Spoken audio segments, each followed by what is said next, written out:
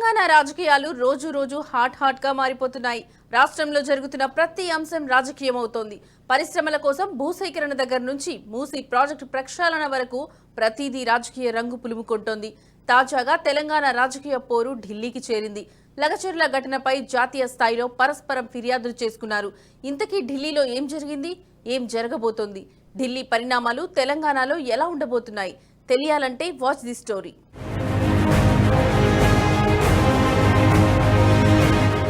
తెలంగాణ రాజకీయ పరిణామాలు గమనిస్తే ఊహకందని మలుపులు తిరిగే పరిస్థితి కనిపిస్తోంది. అయితే ఈ మలుపులు ఎలా ఉంటాయి, ఎటు దారి తీయబోతున్నాయన్నదే ఇప్పుడు హాట్ టాపిక్. కుమ్మక్కు రాజకీయాలు సర్వసాధారణంగా మారిన పరిస్థితిలో నెలకొన్న నేపథ్యంలో రాష్ట్రంలో జరిగే పరిణామాలను బట్టి ఎవరితో ములాఖాత్ అయ్యారనేది అంతుచిక్కడం లేదు. పరస్పర విమర్శలతో గందరగోళంగా కనిపిస్తోంది. తీవ్ర స్థాయిలో దుమ్మెత్తి పోసుకుంటుండటంతో ఎవరి వాదన కరెక్టో అర్థం కాని పరిస్థితి నెలకొంది. క్లారిటీ కోసం నిపుణులు విశ్లేషణలు చేస్తున్నారు. పరిణామాలను జాగ్రత్తగా పరిశీలిస్తున్నారు. దీపావళికి రాజకీయ బాంబు పేలబోతుందంటూ మంత్రి పొంగులేటి శ్రీనివాసరెడ్డి చేసిన ప్రకటనతో తెలంగాణ పొలిటికల్ వార్ పీక్స్కు చేరింది. డిఫెన్స్లో పడాల్సిన బీఆర్ఎస్ పార్టీ ఆశ్చర్యకరంగా యూటర్న్ తీసుకుని గట్టిగా కౌంటర్లు ఇస్తోంది. అంతేకాకుండా బీఆర్ఎస్ టాప్ గేర్లో అధికార కాంగ్రెస్ పార్టీపై కయ్యానికి కాలు దూవుతూ ఉండడంతో పొలిటికల్ సినారీలో బీజేపీ థర్డ్ ప్లేస్కు వెళ్లిపోయింది. దీన్ని గమనించిన హైకమాండ్ పెద్దలు జోక్యం చేసుకోవడంతో బీజేపీ మళ్లీ యాక్టివ్ అయ్యే ప్రయత్నాలు చేస్తోంది. ప్రధాన ప్రతిపక్ష పీఠం కోసం మళ్లీ జవసత్వాలు కూడగట్టుకోవడంలో బీజేపీ తలమునుకలవుతున్న పరిస్థితి కనిపిస్తోంది. ఒకంత ఆలస్యమైనా సరే దీపావళి లక్ష్మీ బాంబులే కాదు అణుబాంబులే పేలుతాయని మంత్రి పొంగులేటి కామెంట్స్ వెనక ఆంతర్యం ఏమిటన్న దానిపై రోజు రకరకాల విశ్లేషణలు జరుగుతున్నాయి. కేటీఆర్ అరెస్టు జరిగే ఛాన్స్ ఉందన్న విషయం బయటకు పక్కడంతో పొలిటికల్ సర్కిల్స్ లో అంచనాలు విపరీతంగా పెరిగాయి. ఈ క్రమంలో ఫార్ములా రేసు నిర్వహణలో అవినీతి జరిగిందనే విషయాన్ని బయటపెట్టారు. ఫార్ములా రేసు వ్యవహారంలో విదేశీ కంపెనీకి చట్టవిరుద్ధంగా 55 కోట్లు తెలంగాణ ఖజానా నుంచి బదిలీ అయ్యాయి. ఇదంతా కేటీఆర్ చేసిన స్కామ్ అని కాంగ్రెస్ ఆరోపించింది. ఈ స్కామ్ విచారణకు ఏసీబీకి ఇచ్చారు. ఏసీబీ అధికారులు కేటీఆర్ విచారణకు గవర్నర్ అనుమతి కోసం లేఖ ఇచ్చారు. కేటీఆర్ ప్రజాప్రతినిధిగా తన పదవీ కాలంలో అధికార విధుల్లో భాగంగా తీసుకున్న నిర్ణయాలపై కేసు కాబట్టి ఖచ్చితంగా గవర్నర్ అనుమతి ఉండాలి, లేకపోతే ఏ చర్యలు తీసుకున్నా చెల్లవు. అయితే ఇప్పుడు గవర్నర్ నుంచి పర్మిషన్ వస్తుందా లేదా అన్న దానిపై కొద్ది రోజులుగా రకరకాల చర్చలు జరుగుతున్నాయి. ఇక మరోవైపు తెలంగాణలో కాంగ్రెస్ ప్రభుత్వం అధికారంలోకి వచ్చి ఏడాది కావస్తుంది. వార్షికోత్సవాన్ని ఘనంగా జరుపుకునేందుకు పాలనను స్పీడప్ చేస్తున్నట్లు అధికార వర్గాల్లో హడావుడి కనిపిస్తోంది. ముఖ్యంగా ఎన్నికల సమయంలో ఇచ్చిన 6 గ్యారంటీలపైనే ఫోకస్ చేస్తున్నారు. 6 గ్యారంటీలు అమలు కావట్లేదని బీఆర్ఎస్, బీజేపీ పార్టీలు కాంగ్రెస్ ప్రభుత్వం అమలు చేస్తున్న పథకాలపై సోషల్ మీడియా వేదికగాను బహిరంగంగా విమర్శలు, దండయాత్ర చేస్తున్నారు. కేటీఆర్, హరీష్ రావు సోషల్ మీడియా వేదికగా అవకాశం చిక్కినప్పుడల్లా విమర్శలు చేస్తూ కాంగ్రెస్ ని ఉక్కిరిబిక్కిరి చేస్తున్నారు. తనను అరెస్టు చేసేందుకు గవర్నర్ కు పర్మిషన్ అడిగిన విషయాన్ని గుర్తించిన కేటీఆర్ అరెస్టుకు సై అంటూ సవాల్ విసిరారు. జైలుకెళ్లి స్లిమ్ గా తయారై పాదయాత్ర చేస్తా మళ్లీ అధికారంలోకి వస్తానని ధీమా ఒలకబోశారు. అంతటితో ఆగకుండా ఢిల్లీ పర్యటనకు వెళ్లిన కేటీఆర్ కేంద్ర పట్టణాభివృద్ధి శాఖ మంత్రిని కలిశారు. అమృత్ పథకం కింద తెలంగాణలో చేపడుతున్న పనులకు సంబంధించిన టెండర్లలో అవినీతి జరిగిందని ఫిర్యాదు చేశారు. టెండర్ల వివరాలేమీ వెబ్సైట్లో లేవని, రేవంత్ రెడ్డి బావమర్దికి టెండర్లు ఇచ్చారని ఆరోపించారు. త్వరలో రేవంత్ రెడ్డి, పొంగులేటి శ్రీనివాసరెడ్డి ఇద్దరూ జైలుకు వెళ్తారని ప్రకటించారు. తనను జైలుకు పంపుతామని అంటున్నారు కాబట్టి తనకంటే ముందే వారు జైలుకు వెళ్తారని కేటీఆర్ కౌంటర్ ఇస్తున్నారా, లేకపోతే నిజంగానే ఢిల్లీలో కేటీఆర్కు ఏమైనా గ్యారంటీ లభించిందా అన్నది సస్పెన్స్గానే ఉంది. పొలిటికల్ వార్ పతాక స్థాయిలో జరుగుతుండటంతో తెలంగాణలో వాస్తవంగా ఏం జరుగుతుందో అన్నది సామాన్యులకు అంతుచిక్కడం లేదు. నిజానికి సంక్షేమ పథకాల అమలులో కాంగ్రెస్ ప్రభుత్వం వెనుకబడిపోయింది.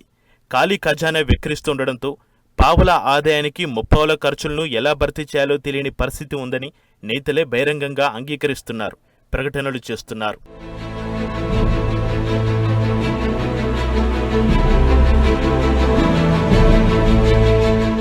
ఖాళీ ఖజానా వల్ల సంక్షేమ పథకాల అమలులో జాప్యంతో జనంలో అసంతృప్తి పెంచకుండా పొలిటికల్ వార్ నడుపుతున్నారన్న విశ్లేషకుల విమర్శలు ఒక రకంగా నిజమే అన్న అనుమానాలు కలుగుతున్నాయి. ఎందుకంటే లగచర్లలో కలెక్టర్ పైనే తిరగబడి దాడి చేసిన ఘటన జాతీయ స్థాయిలో సంచలనం సృష్టించింది. ఇటీవలే అక్కడికెళ్లిన కలెక్టర్పై రైతులు దాడి చేయడంతో ఈ ఘటనపై కేసు నమోదైంది.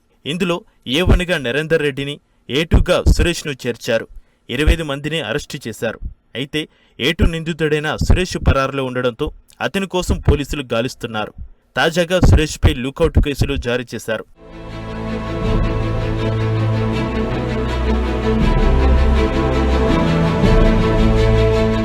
లగచర్ల ఘటన అధికార వర్గాల్లో ముఖ్యంగా ఐఏఎస్ వంటి సర్వోన్నత శాఖ అధికార వర్గాల్లో హాట్ టాపిక్ గా మారింది. రాజకీయ ప్రాబల్యం కోసం అధికారులను బలిపశువులో ఉపయోగించుకుంటున్నారన్న విమర్శలు, అసంతృప్తి ఇంటర్నేషనల్ సర్కిల్స్ లో బలంగా వినిపిస్తోంది.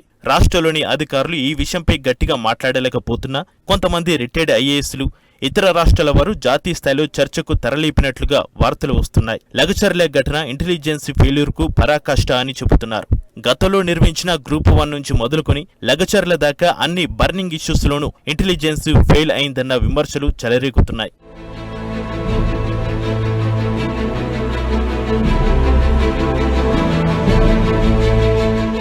తెలంగాణ రాష్ట్రంలో ఇటీవల జరిగిన కొన్ని ముఖ్యమైన ఘటనలు చూస్తుంటే నిఘా వ్యవస్థ నిద్రపోయినట్టు కనిపిస్తుంది. గ్రూప్ 1 ఆందోళనల నుంచి లగచర్ల ఘటన దాకా ఇంటెలిజెన్స్ ఫెయిల్ అయినట్టు స్పష్టమవుతుంది. ఉన్నతాధికారుల పర్యవేక్షణ లోపం, క్షేత్రస్థాయిలో సిబ్బంది నిర్లక్ష్యం వల్లే రాష్ట్రంలో అవాంఛనీయ ఘటనలు జరుగుతున్నట్టు తెలుస్తోంది.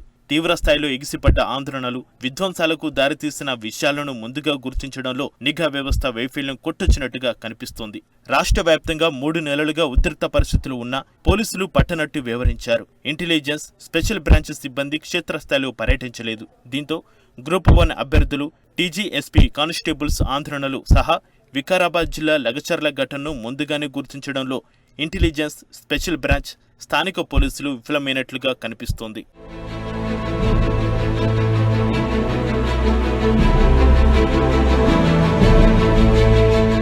ప్రభుత్వమే చేతులారా ప్రతిపక్షాలకు అవకాశాలు కల్పించడం వల్లే బీఆర్ఎస్ పార్టీ నేతలు ప్రధాన అస్త్రాలుగా చేసుకుని ప్రభుత్వాన్ని టార్గెట్ చేస్తున్నట్లుగా అనిపిస్తోంది. ఇంటెలిజెన్స్ వైఫల్యంపై సీఎం రేవంత్ రెడ్డి సీరియస్ కావడంతో పోలీస్ డిపార్ట్మెంట్ దిద్దుబాటు చర్యలు చేపట్టినట్లు హడావడి చేస్తోంది. అడిషనల్ డీజీ మహేష్ భగవత్ ఆధ్వర్యంలో ఉన్నత స్థాయి కమిటీ ఏర్పాటు చేసి అంతర్గత లోపాలను గుర్తించే కార్యక్రమం చేపట్టారు. ప్రజాభిప్రాయ సేకరణ సహా భూసేకరణకు వచ్చే అధికారులపై దాడులు చేయాలనే కుట్రలను కూడా పసిగట్టలేకపోవడంపై సమగ్ర విచారణ జరుపుతున్నది.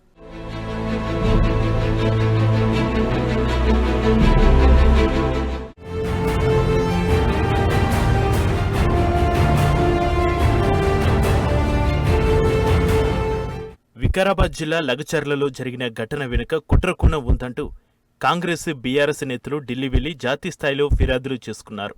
బీజేపీ, కాంగ్రెస్ ఒకటేనంటూ కేటీఆర్ విరుచుకుపడ్డారు. అమృత్పై ఫిర్యాదు చేస్తే చప్పుడు లేదని మండిపడ్డారు. బండి సంజయ్ కేంద్ర మంత్రిగా పనిచేయట్లేదు, రేవంత్కు సహాయ మంత్రి అంటూ కేటీఆర్ సెటైర్లు వేశారు. తెలంగాణలో బలం పుంజుకుంటున్నట్లు బీఆర్ఎస్ యాక్టివ్ రోల్ పోషించడంపై కేంద్ర మంత్రి కిషన్ రెడ్డి, బండి సంజయ్ తమదైన శైలిలో విమర్శలు గుప్పించారు. గతంలో రాష్ట్ర అధ్యక్షుడిగా ఉన్నప్పుడు బీఆర్ఎస్ సర్కారును ఉక్కిరిబిక్కిరి చేసిన బండి సంజయ్ సంచలన ఆరోపణలు చేశారు. రేవంత్, కేటీఆర్లు సమాంతర సీఎంల మాదిరిగా పాలిస్తున్నారని, రేవంత్, కేటీఆర్ ఫ్యామిలీలది బిజినెస్ బంధమని నిరూపించలేకపోతే రాజకీయ సన్యాసం తీసుకుంటానని సవాల్ చేశారు. బీఆర్ఎస్ను నిషేధించాలని బండి సంజయ్ డిమాండ్ చేశారు. బీఆర్ఎస్ పార్టీ శ్రేణులు, నేతలు తిరగబడుతున్న తరహాలో విమర్శలు చేస్తుండటంతో సీఎం రేవంత్ రెడ్డి ఇతర నేతలు బీజేపీ అండ చూసుకుని రెచ్చిపోవాలని చూస్తున్నాడని ఆరోపించారు. బీఆర్ఎస్, బీజేపీ ఒకటయ్యాయని, అందుకే బీజేపీ ఢిల్లీ నేతలతో కేటీఆర్ ములాఖతులు జరుగుతున్నాయన్నారు. రాష్ట్రంలో తనపై కేసులు లేకుండా చేసుకోవాలని కేటీఆర్ ప్రయత్నిస్తున్నారని, దీనికి నిదర్శనం విచారణ ఫైలు గవర్నర్ వద్ద తొక్కిపెట్టించారని చెబుతున్నారు. లగచర్ల ఘటనపై జాతీయ స్థాయి ఫిర్యాదులతో రాష్ట్రంలో ప్రకంపనలు చోటు చేసుకుంటున్నాయి. వికారాబాద్ జిల్లా దుద్యాల మండలం లగచర్ల, పోలేపల్లి, హకీంపేట్, పులిచెర్ల తండా, రోటిబండ తండాలో ఫార్మా కంపెనీ ఇండస్ట్రియల్ కారిడార్ కోసం భూసేకరణ జరుపుతున్న అంశం పుట్టు పూర్వోత్తరాలను ఆరా తీస్తున్నారు. దీనికి సంబంధించి గత ఆగస్టు 1న వికారాబాద్ జిల్లా కలెక్టర్ గెజిట్ విడుదల చేయకముందు తర్వాత ఆ గ్రామాల పరిధిలో 1314 ఎకరాల భూసేకరణ చేస్తున్నట్టు తీసుకున్న నిర్ణయం వెల్లడైన వెంటనే ఫార్మా కంపెనీని వ్యతిరేకిస్తూ కొడంగల్ బీఆర్ఎస్ మాజీ ఎమ్మెల్యే పట్నం నరేందర్ రెడ్డి పాదయాత్రకు పిలుపునిచ్చారు. అప్పటి నుంచి వ్యూహాత్మకంగా అక్టోబర్ 9న బీఆర్ఎస్ మాజీ మంత్రి శ్రీనివాస్ గౌడ్, ఎమ్మెల్సీ నవీన్ కుమార్ రెడ్డితో కలిసి పాదయాత్ర నిర్వహించేందుకు రెడీ అయ్యారు. పోలీసులు వారిని అడ్డుకుని పరిగి పోలీస్ స్టేషన్కు తరలించడంతో రసాభాస జరిగింది. ఈ క్రమంలో అక్టోబర్ 25న లగచర్లలో బహిరంగ ప్రజాభిప్రాయ సేకరణ సమావేశం ఏర్పాటు చేశారు. ఆ రోజు దుద్యాల కాంగ్రెస్ పార్టీ మండల అధ్యక్షుడు శేఖర్పై దాడి జరిగింది.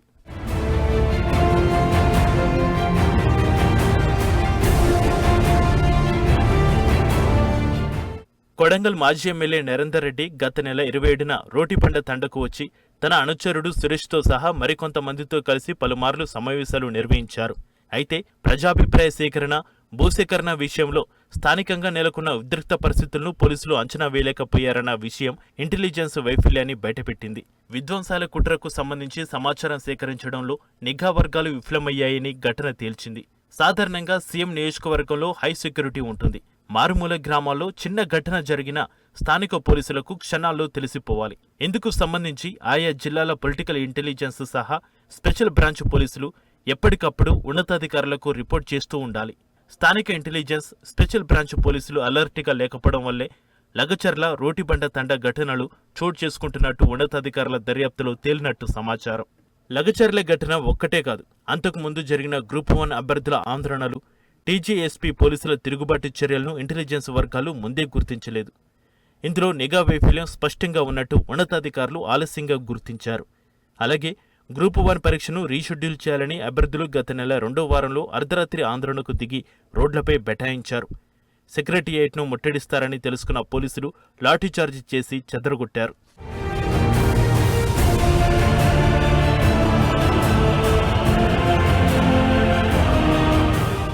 వన్ స్టేట్ వన్ పోలీసు విధానం అమలు చేయాలని డిమాండ్ చేస్తూ బెటాలియన్ కానిస్టేబుళ్లు, వారి భార్యలు రోడ్లెక్కి నిరసన తెలిపారు.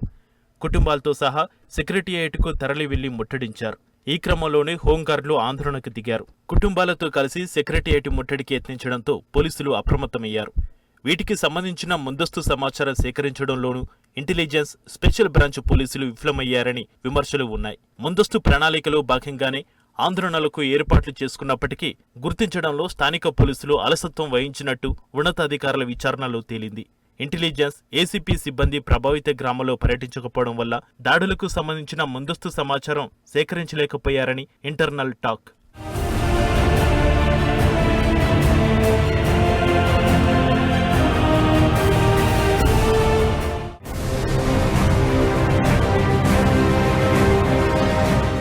ప్రస్తుతం బర్నింగ్ ఇష్యూ లగచర్ల ఘటన, దీనిపై ప్రజాభిప్రాయ సేకరణ సమయంలో దాడులకు తెగబడేందుకు సిద్ధంగా ఉన్నారని గ్రామాల్లోని ప్రజలు బాహాటంగానే చెబుతుంటే ముందే ఎందుకు ఇంటెలిజెన్స్ గుర్తించలేకపోయింది?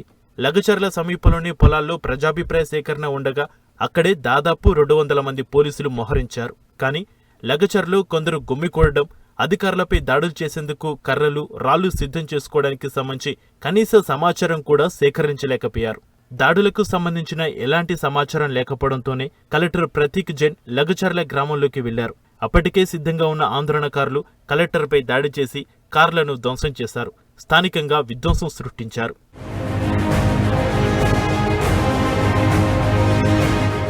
ఒకవైపు సంక్షేమ పథకాల అమలులో ఖజానా సహకరించకపోయినా ముందుకు వెళ్తున్నామని మంత్రులు బహిరంగంగానే చెబుతున్నారు. ప్రతిపక్షాలు సంక్షేమ పథకాలపై గట్టిగా విమర్శలు ఎక్కుపెడుతుంటే ప్రభుత్వంలోని పెద్దలు ఎవరూ వాళ్ళని ధీటుగా ఎదుర్కోలేకపోతున్న పరిస్థితి. మంత్రులు కోమటిరెడ్డి వెంకటరెడ్డి, సీతక్క, పొన్నం ప్రభాకర్, అప్పుడప్పుడు పొంగులేటి శ్రీనివాసరెడ్డి తప్ప మిగతా మంత్రులు గాని, ఎమ్మెల్యేలు గాని పెద్దగా స్పందిస్తున్నట్లు కనిపించడం లేదు. ఇదే విషయంపై సీఎం రేవంత్ రెడ్డి సీరియస్ గా ఉన్నట్టు కాంగ్రెస్ పార్టీ ఇంటర్నల్ సర్కిల్స్ లో హాట్ టాపిక్ గా మారింది. ప్రభుత్వం అమలు చేస్తున్నటువంటి సంక్షేమ పథకాలను ప్రచారం చేయడంతో పాటు ప్రతిపక్షాలకు సీఎం రేవంత్ రెడ్డి ఒక్కడే ధీటుగా సమాధానం చెబుతున్నారు. వేదికలపై కూడా ఆయన మాత్రమే గట్టిగా గలం విప్పుతున్నారు. విమర్శలకు ప్రతి విమర్శలు చేస్తున్నారు. అలాగే ప్రతిష్టాత్మకంగా చేపట్టిన కుల గణనకు సంబంధించి ప్రతిపక్షాలు దుష్ప్రచారం చేస్తున్నప్పటికీ ఇటు పార్టీ పరంగా వారిని ధీటుగా ఎదుర్కోలేకపోతున్నారనే విమర్శలు వినిపిస్తున్నాయి. పీసీసీ అధ్యక్షుడు మహేష్ కుమార్ గౌడ్ కూడా సమర్థవంతమైన విధంగా కౌంటర్ ఇవ్వడం లేదనే టాక్ నడుస్తోంది.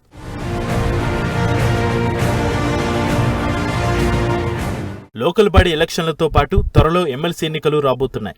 ఈ నేపథ్యంలో సంక్షేమ పథకాల అమలులో జరుగుతున్న జాప్యంతో ప్రజల్లో అసంతృప్తికి దారితీస్తుందేమోనన్న సందేహం అధికార కాంగ్రెస్ను వెంటాడుతుంది. అందుకే కాబోలు సంక్షేమ పథకాల అమలు కంటే రాజకీయ విమర్శలకే పెద్దపీట వేస్తున్నట్లు కనిపిస్తోంది. దాదాపు వ్యయంతో మూసి ప్రక్షాళన చేపడతామంటున్న కాంగ్రెస్ సర్కార్ అధ్యయనం కోసం దక్షిణ కొరియా రాజధాని సియోల్కు వెళ్లి వచ్చింది. అక్కడ నది ప్రక్షాళన నిర్వహణ తీరును పరిశీలించేందుకు వెళ్లిన మంత్రులు, అధికార టీంలు, మీడియా వారిని వెంటబెట్టుకుని వెళ్లారు. తిరిగొచ్చేటప్పుడు హైదరాబాదు చేరేలోపు దీపావళికి పొలిటికల్ బాంబు పేలబోతుందని ప్రకటించారు. దీంతో మూసి ప్రక్షాళన విషయంపై మరింత క్లారిటీ వస్తుందనుకుంటే మొత్తం పొలిటికల్ గేమ్ వైపు అటెన్షన్ డైవర్ట్ అయింది.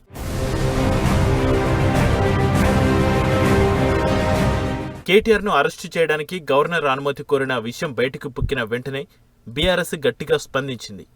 అరెస్టుకు సై అంటూ కేటీఆర్ సవాల్ చేయడం, సీఎం రేవంత్ రెడ్డి, పొంగులెట్టిలు కూడా అరెస్ట్ అవుతారంటూ గట్టిగా కౌంటర్లు ఇవ్వడం ప్రారంభించారు. అమృత్ స్కీమ్ టెండర్లలో స్కామ్ జరిగిందంటూ ఢిల్లీ వెళ్లి కేంద్రంలోని బీజేపీ పెద్దలకు కేటీఆర్ ఫిర్యాదు చేశారు. దీంతో మిగిలిన పార్టీల ముఖ్య నేతలంతా వారం రోజుల క్రితం ఢిల్లీ వెళ్లి వచ్చారు. మళ్లీ ఇవాళ ఢిల్లీ వేదికగా పరస్పరం ఫిర్యాదులు చేసుకున్నారు. తీవ్రస్థాయి విమర్శలు, ఆరోపణలతో దుమ్మెత్తి పోసుకున్నారు. మరి ఇప్పుడేం జరగబోతోంది? రాజకీయ పరిణామాలు ఎటు దారి తీయబోతున్నాయన్నది ఉత్కంఠ రేపుతోంది.